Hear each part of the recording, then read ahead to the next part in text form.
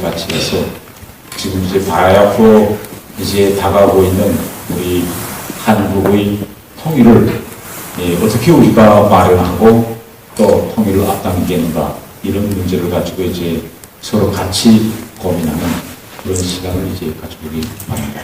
제가 대한민국에 와서 지금 봉사활동을 시작하면서 제일 많이 당하고 있는 질문들을 이제 압축해 보면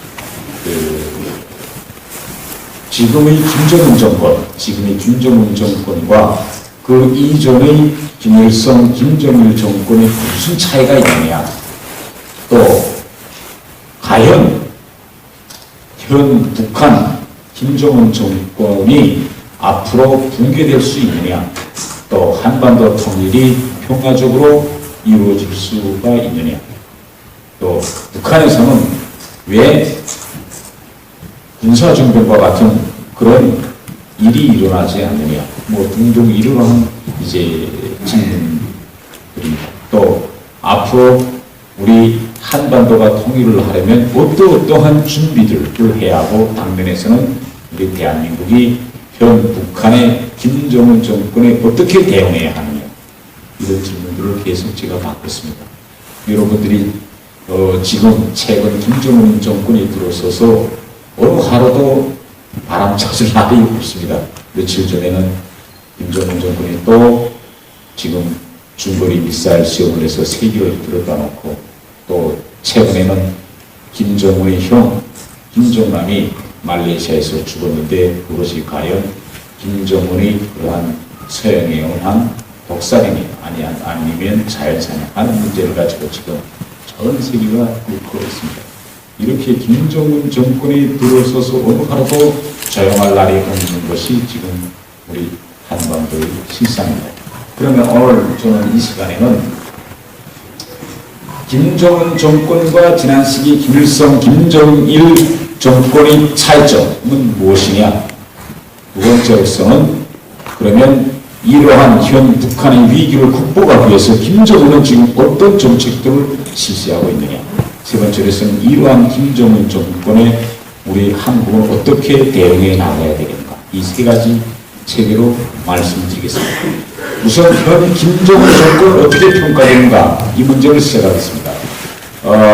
지금 현 김정은 정권에 대한 평가가 지금 엇갈리고 있습니다. 전문가들 사이에서 일부 전문가들은 집권 5년 차를 넘긴 현 김정은 정권은 대단히 이전 권력 기반이 공고해졌다. 따라서 앞으로 한반도의 통일은 대단히 려원해졌다. 만일 김정은이 자연사로 또 죽는다면 김일성이나 김정일처럼 한국은 한반도는 또다시 40년 내지 50년이라는 빈혈의 비극을 또 겪어야 하며, 우리 이러한 빈혈의 비극은 우리뿐만 아니라 우리 자식, 그 손자, 중손자에까지 이어질 것이다. 이런 비방론이 하나 있습니다. 다른 하나는 이미 김정은 정권은 내리막길에 들어섰다. 김정은 정권의 균열이 가기 시작했다.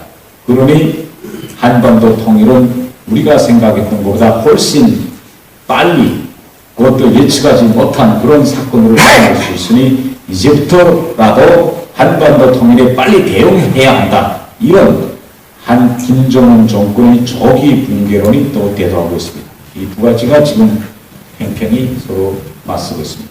저는 오늘 이 자리에서 현재 김정은 정권은 겉으로는 공고해 보이지만은 내부에서는 지금 썩어 들어가고 있으며, 북한은 이미 붕괴의 내리막길에 들어섰다는 점에 대해서 이야기하고 있습니다. 그러면 왜 그렇게 말할 수 있느냐? 김정은 정권의 아킬레스건은 어디에 있느냐? 첫 번째, 백두 혈통의 허구성에 있습니다. 말하자면 김정은이라는 지도자가 북한을 영도해 나가고 있는데, 이러한 김정은 영도자의 정체성과 명분이 지금 뚜렷지 않은 것입니다. 남한이나 북한이나 다 같습니다. 물론 이념상 자본주의냐 사회주의냐 공산주의냐 하는 그런 이념과 체제상 차이점은 있지만은 남한과 북한에도 공통적인 점이 있습니다. 바로 뭔가 하면 남한과 북한은 유교 문화, 바로 이 성리학의 후광에서 벗어나고 있지 못하고 있는 것입니다. 때문에 무슨 일을 하나 하든 항상 정체성과 명분을 따집니다. 우리 그렇지 않습니까? 항상 사람을 지날 때 다른 민족하고 우리하고 다른 게 뭔가면 우선 혈연을 많이 따집니다. 두 번째, 학연을 많이 따집니다. 어느 학교를 졸업했냐. 세 번째, 지역, 고향은 어디냐. 이런 걸 많이 따지거든요. 다른 그 문화권에서는 찾아보기 힘들 것입니다. 북한도 역시 같습니다. 피 따집니다. 두 번째, 학연, 어느 학교에서 어떤 과정을 걸쳐서 됐느냐. 지, 도대체 어디서 태어났느냐. 이것이 한 인간으로서의 정체성과 명분을 따지는 데서 매우 중요한 역할을 합니다. 북한도 독재사회가 돼서 아무 것을 막 두들겨서 만들어내고 사기치고 혁작하고 꾸며내는 것 같지만은 자세히 들여다보면 바로 한국 모든 국민들이 가지고 있는 이 공통점에 맞는 정체성과 명분을 세우는 데 상당한 시간과 자금을 투자하고 있다는 걸 여러분이 아실 수 있을 것입니다. 김일성 때 봅시다.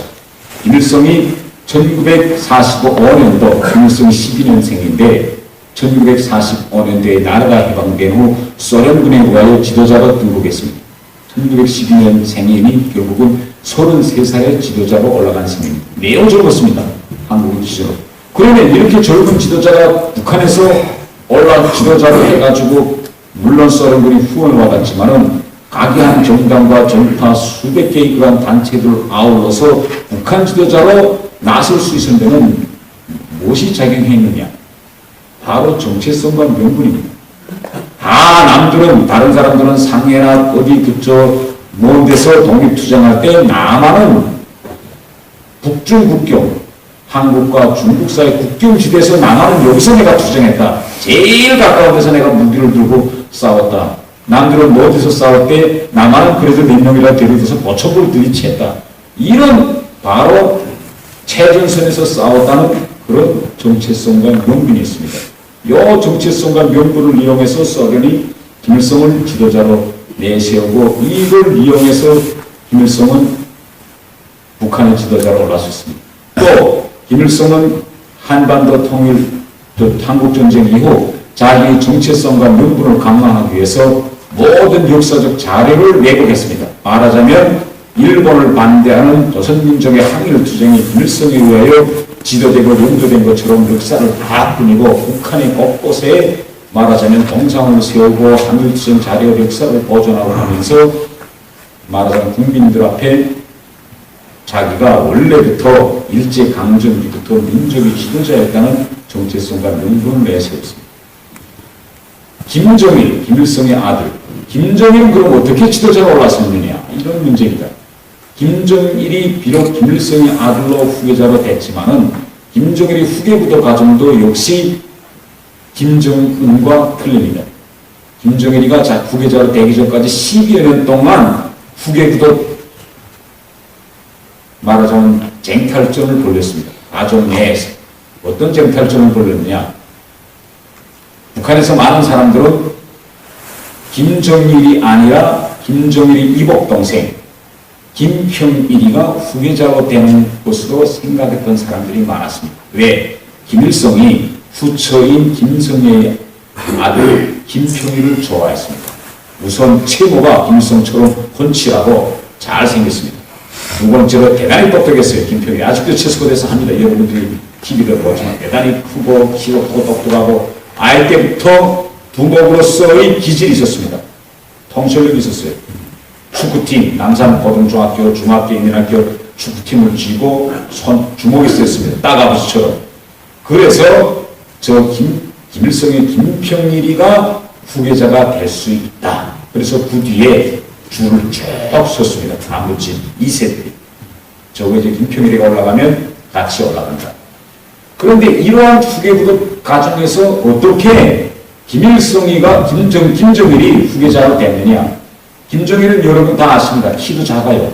생긴 것도 볼품없습니다. 이거 김정일이 젊었을 때 모습 보면 과연 저 김정일이 김일성의 아들인가 하는 정도로 그렇게 키가 작고 배가 볼록나고 잘 못생겼어요. 또 카리스마도 없었습니다. 김평일이처럼. 그런데 김정일이가 될 수 있었으면 뭐냐? 바로 정통성, 피입니다. 피, 혈통. 북한에서 백두 혈통이라고 했을 때 혈통. 무슨 피냐? 나는 아버지는 발산 대장이고 김평일하고 같아요. 둘 다 아버지는 김일성. 어머니에서 차이 났습니다. 김평일은 후처의 아들입니다. 김정일은 원처예요. 김정숙의 아들입니다. 김평일은 둘째지만 김정일은 맞습니다. 장자 원칙에 맞았습니다. 더 나아가서 김정일의 생모 김정숙은 김일성과 같은 빨치산 동료였습니다. 그러니 내 피가 제일 좋다는 겁니다. 아버지도 빨치산, 어머니도 빨치산. 나만은 좋은 피를 가진 혈통이 북한에 누가 있느냐. 이겁니다. 그리고 10년 동안 후계자로 지명되기 전까지 당중앙위원회 지도원, 과장, 부부장 단계를 걸치면서 문화기술 사업, 영화 부문과 예술 사업을 지도했는데 문화기술과 영화 부문에서는 김정일이 뛰어난 기질을 보였습니다. 사실. 그래서 영화 많은 실적을 올렸어요. 그 외에 김정일은 자기가 후계자로 되기 위해서 가문과 김일성의 동료들과 물밑 사업을 벌였습니다. 우선 아버지의 아들이 내가 비록 키는 작고 카리스마는 없지만 아들이 온갖 가문을 이어받아야 한다. 또 김일성 동료들에게는 나의 어머니, 아버지 둘 다 빨치산이기 때문에 내가 진정한 백두 혈통이다. 김평일이가 진정한 백두 혈통이 될 수 없다. 결국 후계자 지명 시에 김일성의 동료들은 김일성에게 왕감이 요구했어요. 김정일, 만일 김정일 맏아들이 있는데 둘째 김평일이한테다가 후계 구도를 넘겨주면 엄청난 파장이 일어날 수 있다. 그러니 맏아들한테 넘기는 게 순리다. 결국 김일성은 김정일을 지목했습니다. 관원 내에서도 엄청난 수청이 있었어요. 여러분 아십니다. 이우락 선생님 북한에 방문하실 때 7.4남북 공동성명을 만든 북한야공당 조직부장 김영주. 그때 김일성 다음 실권자는 김영주였습니다. 김일성이 김영주한테 후계기도를 넘기는가 많은 사람들은 그렇게 생각했습니다. 이걸 김정일이가 나서서 김영주를 지방으로 좌천시켰습니다. 또 김일성이 후처 김성애의 형제들을 모든 당과 국가 군대 요직에서 내몰았습니다. 그리고 자기의 이복 형제 김평일 지금 체스코 대사 이복 형제들을 100% 외국으로 내보냈습니다. 이런 처절한 가문 내의 숙청 과정을 통해서 김정일은 10년 동안 차근차근 후계 국가적 과정을 빼고 당중앙의 정치국 대회에서 후계자로 공식 지명됐습니다. 결국 김정일의 후계 구도 과정은 밑으로부터 위로 올라간 상향식 후계 구도 과정이었습니다. 김정일이 후계자로 내설 때 여기에 북한 내에서 우위를 제기한 사람은 별로 없습니다. 모든 데 다 아기가 들어맞았습니다. 그런데 지금 김정은은 무엇이냐? 이게 지금 문제입니다. 현재 김정은. 김정일의 후계 구도 과정은 거꾸로입니다. 하향식입니다. 아무런 후계 구도 과정과 준비가 없이 어느 하루 김정일이 측근들 모아놓고 나한테 이런 아들이 있으니 보여줬습니다. 이제부터 얘가 내 후계자다. 이제부터 후계 구도 과정을 빨리 마련하자. 이렇게 됐습니다. 그러면 김정은의 존재는 어떤 존재일까요? 여러분 다 아십니다. 김정일이가 총각 때 20대 후반에 성혜림이라는 북한의 유명한 영화배우 유근현입니다. 유근현을 깔고 앉아서 아이를 하나 낳았습니다. 이건 뭐 결혼도 아니고 그것도 사고 쳤죠. 사고 쳐서 아이를 하나 낳았는데 김일성한테 이 소식이 전달돼서 김일성이 대응했습니다. 그래서 그 여배우를 강제 이혼시켜서 그 아들 외국에 내쫓았습니다. 스위스에 성혜림은 러시아로 보내고 아들은 스위스에 내보냈어요. 그게 지금 이번에 죽었다는 김정남 말아버립니다. 그런데 북한에서 이 사실은 엄격한 비밀에 붙였습니다. 갑자기 1970년대 초까지 잘 나가던 국민 1호 배우 성혜림이 갑자기 영화계에서 없어졌고 성혜림이 나오던 모든 영화는 북한에서 상영 금지됐습니다. 북한 주민들은 잘 몰랐어요. 왜 이런 조치가 갑자기 취해졌는지. 김정일의 바람길을 눌러놓기 위해서 김일성이 북한 노동당에서 일하고 있던 타자수 김영숙이라는 여성하고 공식 결혼식했습니다. 저거 가만두면 또 사고치겠다 해서.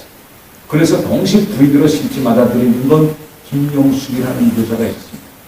1980년대 말까지, 그러니까 김정일이 마음이 돌아서기 전까지 김영숙이 애들을 데리고 예를 들면 자기의 김영숙한테는 시할아버지 할머니죠. 그런데 이제 생일이나 제지날 때 가서 인사 지내고 만경대 가문, 김일성 가문은 만경대 가문입니다. 만경대 가문 명절 때는 가서 인사드리고 어르신들한테 이러면서 80년대 초까지는 김영숙이가 김정일의 공식 부인 행세를 했습니다. 가문에서. 그런데 김정일이 마음이 또 변한 거예요. 이번에는 무대에서 춤을 잘 추는 배영이라는 무용배우를 또 끌어당겨서 또 데리고 살았어요. 그래서 난 게 지금 김정은, 김정은의 형 김정철, 지금 김정은의 동생 김여정입니다. 그러니까 공식적으로 이거 맺어진 인연이 아니거든요. 그런데 이게 또 지금 김일성한테 문제가 아니겠습니까? 이 소식 김일성한테 또 들어가면. 그래서 얘들은 아이 때 또 스위스에 보냈습니다. 아이 때 감형해가지고 스위스에서 철저히 극비의 비밀을 붙이고 스위스에서 키웠습니다. 그러니 북한 사회에서 사람들이 일반적으로 알고 있는 것은 김정일한테 아들이 없는 줄 알고 있었습니다. 딸만 둘, 김성성, 김총성, 딸만 있는 거로 알고 있었어요. 그걸 어떻게 말하냐? 언제부터 김정일이가 자기의 맨 마지막 부인, 지금 김정은의 어머니를 데리고 다니기 시작했느냐? 공식 숨겨진 여성은 김일성이 죽은 1994년 이후, 김일성 때는 완전히 숨겨놨어요. 김일성도 못 봤어요. 1994년 이후부터 바로 김정은의 생모 고영이를 데리고 나타나기 시작했습니다. 일부 측근들을 군부대 방문이라든가 측근 불가의 술 파티에 데리고 나오기 시작했습니다. 그것까지는 또 그렇다고 넘어갑시다. 그런데 왜 그 갑자기 김정은이를 후계자로 임명했느냐? 2008년도에 여러분은 알다시피 김정일이가 순간 뇌졸중으로 절도했습니다. 그때 죽는 줄 알았는데 한 달 반 만에 겨우 살아났어요. 살아나서 김정일은 알았습니다. 내가 얼마 살지 못한다는 걸. 결국 그럼 누구한테 이걸 넘겨주겠느냐? 김정일도 물론 생각했겠죠. 아무리 생각하고 생각해봐야 맏아들 김정남 한 대 넘겨줄 수는 없었습니다. 왜? 김정은과 김정남을 비교해보니 그래도 김정남이가 여러모로 정체성과 명분에서는 맞을 것 같았어요. 김정남, 이번에 죽은 김정남의 어머니 생모 성혜림은 북한에서 너무 잘 알려진 여자입니다. 모든 북한 사람들 성혜림 하면 북한에서 제일 유명한 영화엔 다 여자가 나왔어요. 그리고 이 여자는 월북 작가 이기영의 만내내리라는 거 북한 사람 다 알거든. 그런데 무슨 날 북한 지도자의 어머니가 이 월북 작가 이기영의 만면들이었던 성혜림이었다는 사실. 이걸 말할 수가 있어요. 북한 주민들한테 자기가 유분을 깔고 앉아서 만든 거죠. 이걸 아무리 말해야 이건 뭐 이리저리 앞뒤를 제약 맞아떨어지지 않는 것입니다. 결국 김정일의 마음은 김정은 한 대로 돌아갈 수가 밖에 없었습니다. 김정은의 형 김정철은 환자입니다. 그리고 정치에 관심이 없고 김정철한테 넘겨줬으면 좋겠지만 그래서 부득이하게 택한 것이 김정은입니다. 이것이 왜 북한형 김정은 체제의 아킬레스건이냐? 김정은이가 지금 2011년 12월 17일 아버지가 죽은 다음에 북한을 영도해 가고 있는데 지금 2017년입니다. 5년이 흘렀는데 아직까지도 자기 정체성을 국민들한테 밝히지 못하고 있습니다. 첫 번째는 뭐냐? 지역, 내가 어디서 태어났느냐? 이겁니다. 김정은은 실제는 러시아 하바롭스크에서 태어났어요. 김일성이가 러시아군에 들어갔어요. 그런데 내가 러시아 하바롭스크에서 태어났다고 하면 정체성이 맞습니까? 안 맞거든요. 그래서 백두산에서 태어났다고 조작했습니다. 백두산 백두밀령에서 태어난 것으로. 김정은은 첫째, 지금 어디서 태어났다고, 뭐 돌아가는 말은 원산에서 태어났다고, 원산 비밀철에서, 비밀 거기다 숨겨놨겠으니까 거기서 태어났다고 말할 수 있는데, 만약 원산에서 태어났다 하면 사람들이 의문가지지 않겠어요? 아니 평양도 있는데 왜 원산에서 태어났다? 또 그렇다고 해서 평양에서 태어나지 않았는데 평양에서 하자니 매우 문제입니다. 둘째는 언제 태어났느냐 그럼 이걸 아직 못 밝혀요. 내 생년월일은 언제냐. 지금 전문가들도 추측이 82년생이다 84년생이다 뭐 옷갈입니다. 1월 8일생이라는 건 다 알고 있지만은 도대체 80년생인지 82년생인지 저도 잘 모르겠습니다. 밝히지 않으니 왜 못 밝히겠습니까? 가령 우리가 82년생이라고 가정합시다. 자기가 국민들 앞에 내 생일은 1982년 1월 8일이다 하면 그러면 사람들은 제값 계산해 볼 것입니다. 아, 아버지 김정일이 1942년생이라고 하니 82년생이면 김정일이 40살 때 만들었다는 거 아닙니까? 아, 그러면 아니 김정일이 40살 때까지 뭘 했을까? 그 사이에 시간적 공백이 비는 거예요. 이걸 결국은 북한에서는 20대 말이나 30대 초에 장가가는 것이 일반적인 관례입니다.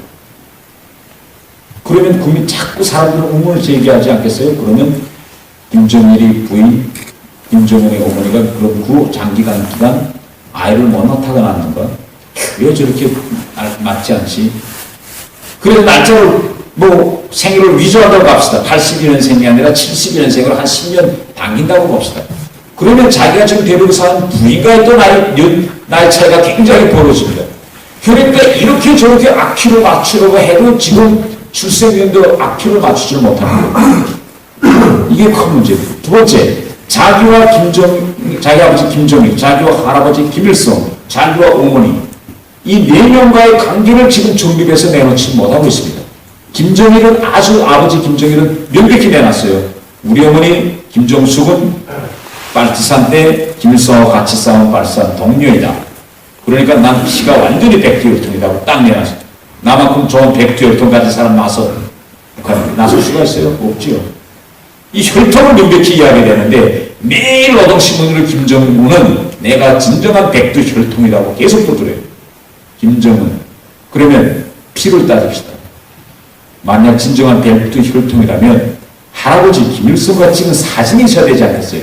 사진이 없는 거예요 지금. 왜? 김일성한테 숨겨놓은 김일성 자체가 몰랐으니. 그 다음 자기 어머니를 김정일이 공식 부인이라고 내세우자니 자기가 제 손으로 제 아버지 얼굴에 똥칠하는 격이 됩니다. 왜? 아니 김용식이가 여자하고 공식 결혼해서 김용식이가 애를 데리고 다니며 인사도 다니고 하면서 거의 10년 동안 북한사에서 공식 부인을 했는데 갑자기 자기가 나서서 난 김용식이 아들이 아니야 난 고영이 아들이 하고 나서면 어떻게 되겠어요? 자기 아버지 얼굴에 제가 똥칠하는 격이 되지 않겠습니까? 결국 김정일이가 김정은을 자기 후계자로 내세웠지만 이걸 김정은이 지도자로서의 정체성과 명분에 맞게 모든 걸 뜯어 고치자니 그 앞단계에서 자기 아버지가 너무나 많은 일을 저질러 난 겁니다. 이걸 지금 악의로 질 수 없어요. 여러분이 오늘 이 제 강의 끝난 다음에 인터넷에 가서 유튜브로 선군조선의 어머니 하고 채우십시오. 그러면 거기에 김정은이가 올라가서 만들어 놓은 자기 어머니에 대한 기록 용어가 나옵니다. 김정은이도 역시 자기 아버지 김정일이 한 것처럼 자기의 정체성과 명분을 만들어가지고 북한사에 다가가려고 2012년 정권을 자기가 집권하자마자 자기 어머니에 대한 기록용화를 만들었습니다. 그리고 북한에 말하자면 로 간부들을 앉혀놓고 그 영화를 보여줬습니다. 내가 이제 국민들한테 이렇게 다가갑니다. 성군조선의 어머니. 영화를 본 모든 로 간부들이 머리를 저었습니다. 저 영화가 공개되면 엄청난 파장이 일어납니다. 북한에서 지도자는 신과 같은 존재입니다. 신앙계는 영원한 흠집이 있으면 안 됩니다. 수령을 신처럼 만들어서 신격화에 의하여 유지되고 주민들을 관리하는 것이 바로 북한 사회인데 저 영화가 나가면 오히려 수령인 김정은이 신격화가 되는 것이 아니라 북한 주민들 속에서 엄청난 우문과 파장을 가져올 수 있습니다. 왜? 거기서 나오는 김정은의 어머니 고용희는 만수대 예술단에서 이름난 무용배우였습니다. 또 이 여성은 일본에서 온, 북한으로 말하면 제일동포 출신입니다. 그러면 그 영화를 본 많은 사람들이 뭐라고 하겠어요? 그 여성이 1970년대 말 80년대 초에 갑자기 무용계에서 순간 없어졌어요. 그러면 저 여성이 결국은 김정일한테 갔구나. 저렇게 한동안 무대에서 1등대로 나가던 저 여성을 순간 김정일이 낚고 챘구나 하는 소문이 금방 퍼질 것입니다. 결국 이 영화는 나오지 못했습니다. 국민들한테 보여 못 주고 다시 접었습니다. 그런데 어떻게 이 영화가 해외로 나와서 인터넷에까지 올라갈지 저는 아직도 그걸 모르겠습니다. 이렇게 지금 아직 가장 중요한 정체성과 명분을 아직까지도 김정은은 구비하지 못하고 있습니다. 만일 이제 말레이시아 당국이 어떻게 발표하겠는지 모르겠지만 김정남이 결국은 북한의 서영에 의해서 죽었다면 바로 이러한 정체성과 명분을 갖추기 위한 김정은의 노력의 일환이라고 저는 생각합니다. 마다들이 폰이 살아있는 이러한 사회에서 마다들이 해외에서 저렇게 전전긍긍하는데 제가 순수한 백두혈통이라고 계속 북한 주민들을 기망할 수 없는 것입니다. 결국 자기 고모부 장성택에 의해 이어 김정남이라는 존재는 오늘이든 내일이든 어제든 앞으로 필연코 없어져야 할 존재였습니다. 김정은입니다. 두 번째, 김정은의 아킬레스건 두 번째입니다. 지금 현재 북한에서 어떤 일이 주민들을 통제하던 주민 통제 시스템이 지금 북한에서 무너지고 있습니다. 북한은 하나는 전체를 위하여, 전체는 하나를 위하여 라는 공산주의적인 구호와 생산수단을 유일한 국가 소유로 한 그런 경제적 바탕에 수령을 신격화한 조건에서만 유지되고 앞으로도 유지될 수 있는 그런 사회입니다. 그러면 이것은 무엇을 전제하느냐? 이것은 우선 첫째, 사람들 사이에서 물질적인 평등을 전제합니다.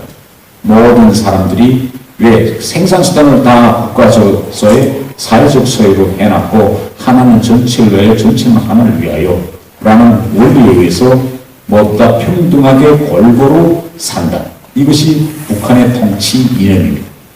이러한 통치 이념이 김일성 때까지는 동작했습니다. 김일성이 왜 1970년대까지 북한이 남한에 비해서 경제적으로 앞섰고 북한이 더 공고해 보였느냐. 김일성이가 세 가지 문제를 해결했습니다. 첫 번째, 식량 문제입니다.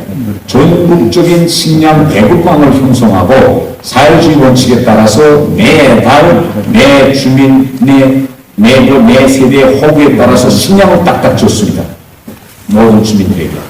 두 번째, 무료교과 무상치료제를 실시했습니다. 이렇게 해서 1980년대 말까지는 북한 사회가 진정한 사회주의와 공산주의 사회처럼 동작했습니다. 그런데 오늘은 지금 어떤 현상이 북한에서 일어나고 있는가 하는 것입니다. 북한 주민 통제 관리 시스템에서 첫 번째는 무엇이냐? 주민들에 대한 부당한 통제와 세뇌 교육입니다. 그런데 지금 여러분들이 계속 듣는 것이 바로 북한에서 시장경제, 자본주의 경제 요소가 나날이 늘어나고 있다는 말을 계속 들을 것입니다. 지금 북한 주민들은 당국이 세워놓은 이러한 사회주의 공급체계에 의해서 살아가고 있는 것이 아니라 장마당에 의해서 하루하루 생계를 유지해 나가고 있습니다. 제가 북한에 있을 때 외무성 부국장을 했습니다. 제 외무성 부국장 한 달 노임이 2,900원이었습니다. 그러면 미국 달러, 한 달러 대 북한 원, 북한 돈 교환 비율은 얼마냐? 현재 한 달러에 8,500원까지 됐습니다. 그러면 제가 받은 한 달 월급을 가지고 저는 두부집게 받아 혹은 순두부 한 모도 겨우 사 먹을 정도입니다. 밥 한 끼 사 먹지 못할 돈을 월급으로 받았습니다. 북한 사람치고 월급 날짜를 기억하고 있는 사람이 없습니다. 또 월급에 관심을 가지고 있는 사람도 없고요. 하루 북한에서 살자면, 먹고 살자면 적어도 북한 사람이 하루에 못해도 15,000 내지 20,000원 있어야 하루 견딜 수 있습니다. 결국 한 달 노임을 가지고 북한에서는 한 끼도 살 수 없는 돈입니다. 그러면 이 나머지 생계 유지비가 어디서 나오느냐? 이 나머지 생계 유지비가 바로 시장 경제에 우거한 장마당을 통해서 사람들이 자기가 가지고 있는 것을 팔고 사고 하는 과정을 통해서 나옵니다. 또 국가기관에서 일하고 있는 사람들은 이런 월급을 가지고 살 수 없기 때문에 이런 장마당을 통해서 불법 이득을 창출하는 이런 사람들을 권력을 이용해서 외국을 뜯어내서 살아가고 있습니다. 온 북한 사회가 완전히 불법에 기초한 생존 방식으로 살아가고 있는 것입니다. 이것이 지금 왜 북한 사회를 흔드는 김정은 체제를 흔드는 요인으로 작용하고 있는가 하는 것입니다. 지금 많은 사람들이 대북제재의 효과성 여부를 따지고 있습니다. 대북제재를 지금 계속 가해봐야 오히려 북한 경제는 더 활성화되는 것 같고 90년대 그때처럼 아사 현상은 일어나는 것 같지 않다. 오히려 사람들이 생활은 더 개선되고 있지 않느냐 하는 의문들을 많이 제기하고 있습니다. 옳습니다. 지금 북한은 1990년대나 2000년대 초보다는 일반 사람들이 생활이 훨씬 좋아졌습니다. 문제는 뭐냐? 이러한 북한 사람들이 생활 수준이 지금 좋아지고 있는 것이 김정은이나 북한 당국의 주도와 정책에 의해서 좋아지고 있는 것이 아니라 당국은 지금 이 과정을 막아버리고 필사적으로 노력하고 있는데 당국이 하라는 대로 하지 않고 내 생계는 내가 돌본다는 주민들의 자체의식이 확대되면서 북한 사람들이 생활이 좋아지고 있는 것입니다.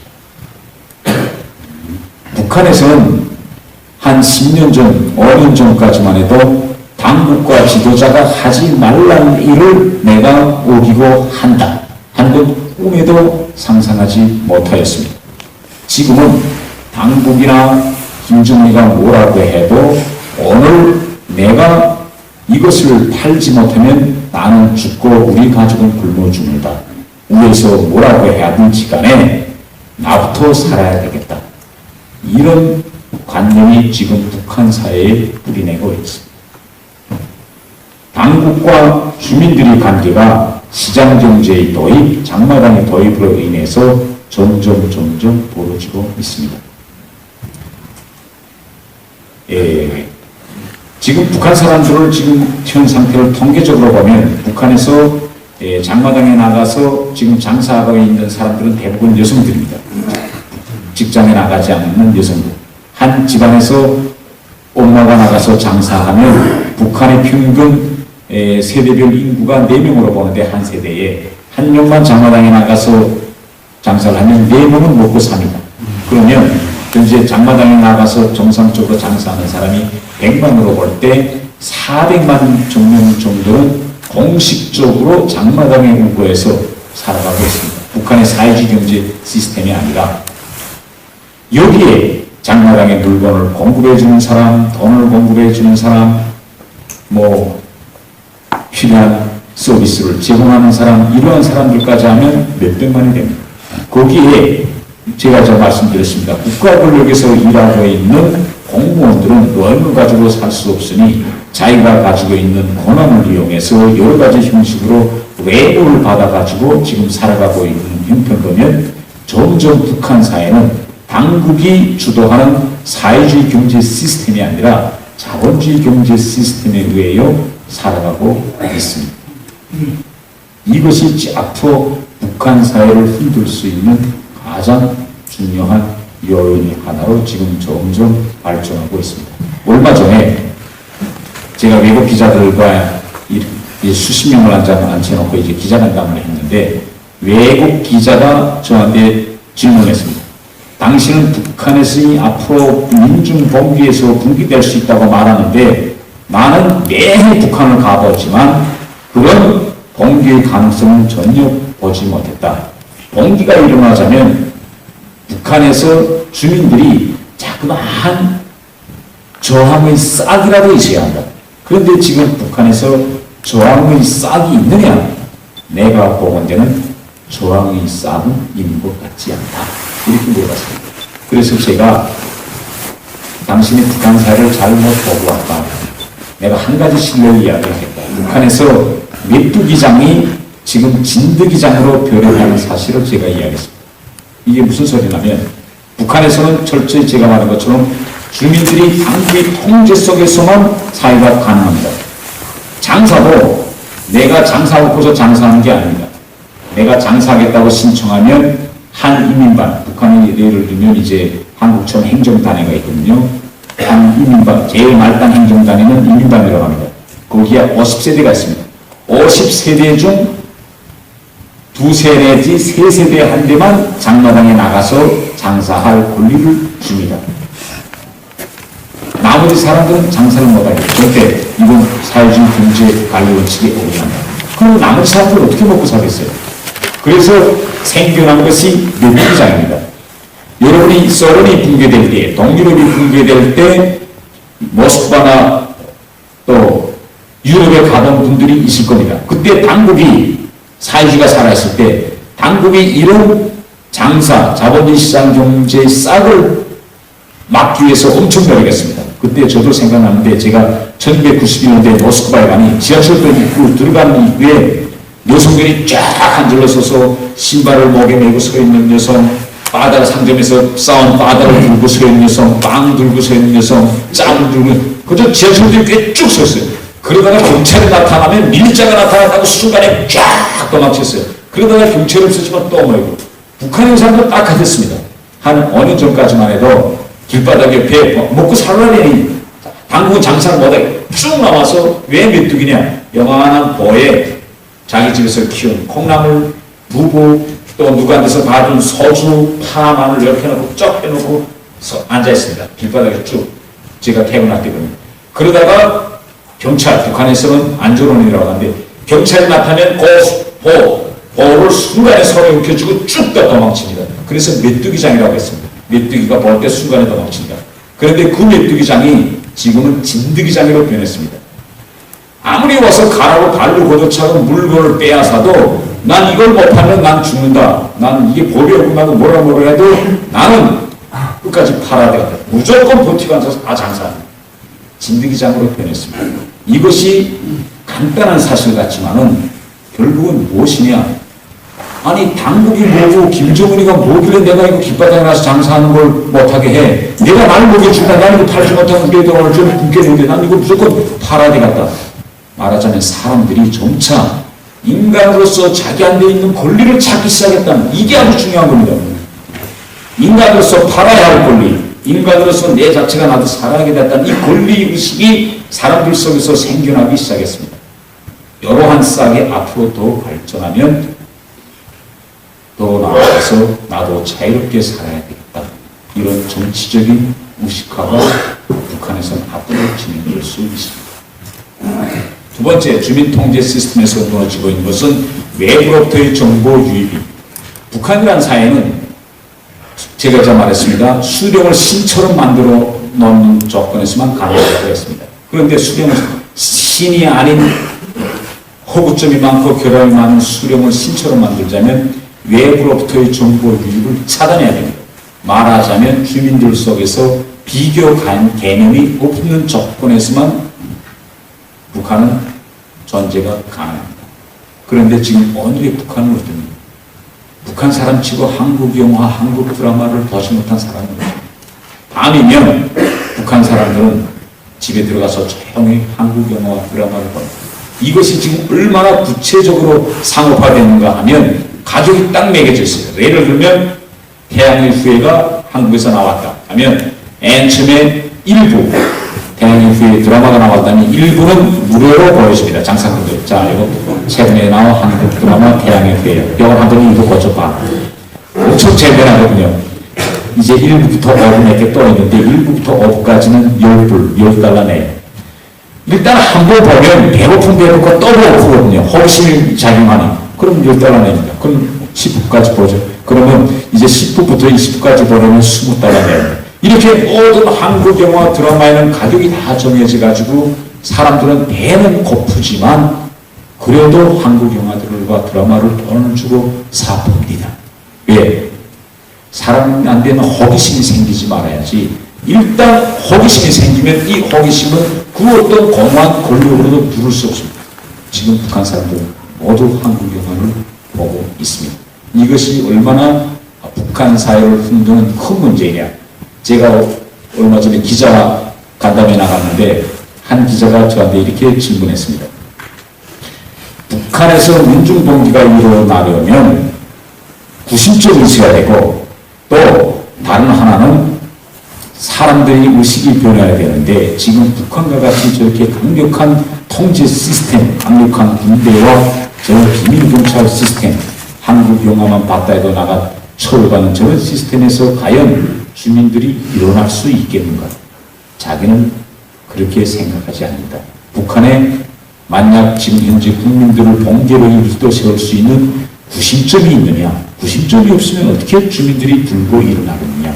말하자면 북한의 현실에서 한국의 야란과 같은 존재가 있느냐? 이겁니다. 그렇게 짜면. 그래서 제가 이렇게 답변했습니다.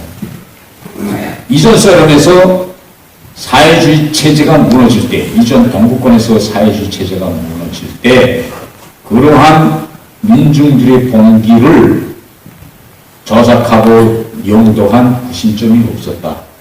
어느 하루 의식 상태가 병원한 주민들이 들고 일어나서 순간에 무너졌습니다. 소련이 붕괴되기 전까지 소련이라는 큰 저 체제가 붕괴될 것이라고 예측했던 사람은 한 명도 없었습니다. 소련 공산당 아니면 전 세계적으로 가장 투철한 공산주의 이념을 가진 불공 공산당 수백만 명이 당으로 뭉쳐있은 것이 소련 공산당. 그런데 이 체제가 무너질 때 소련 공산당 중앙위의 청사를 보유하겠다고 수백만 공산당원 중에 그 청사를 보유하겠다고 총을 들고 간 소련 공산당원은 단 한 명도 없었어요. 왜 이런 현상이 일어났을까요? 왜 그렇게 강력한 소련이 순간에 무너졌습니까? 모스크바에 군대가 진입했습니다. 땅 부대가. 학생들, 청년들 진압하라고. 그런데 진압하게 들어갔던 땅크가 군중을 깔았습니까? 깔지 못했어요. 군중이 땅크 앞에 나가서자 땅크는 멈춰 쏘고 지휘관들과 병사들은 땅크에서 나가서 손을 들었습니다. 왜 이렇게 그처럼 강력하던 권력, 공만 세력이 순간에 손을 들느냐. 또 루마니아 한번 보십시오. 루마니아에서 차세스코의 정책을 지지하기 위해서 광장에 10만 명이 모였습니다. 차세스코 만세를 부르는 그 해에서 어느 순간 한 사람이 차세스코 정책을 반대하는 구호를 외치자 10만 명 군중이 순간에 반차세스코 구호를 외쳤어요. 그것이 도화선으로 돼서 며칠 만에 차세스코가 잡히고 결국은 죽고 로마니아는 무너졌습니다. 군대와 비밀경찰 공권력은 아무 일도 하지 않았습니다. 왜 이런 일이 일어났을까요? 로마니아에서 그 어떤 구심 세력이 뒤에서 이걸 조작하고 짜고 들이엎었습니까? 아닙니다.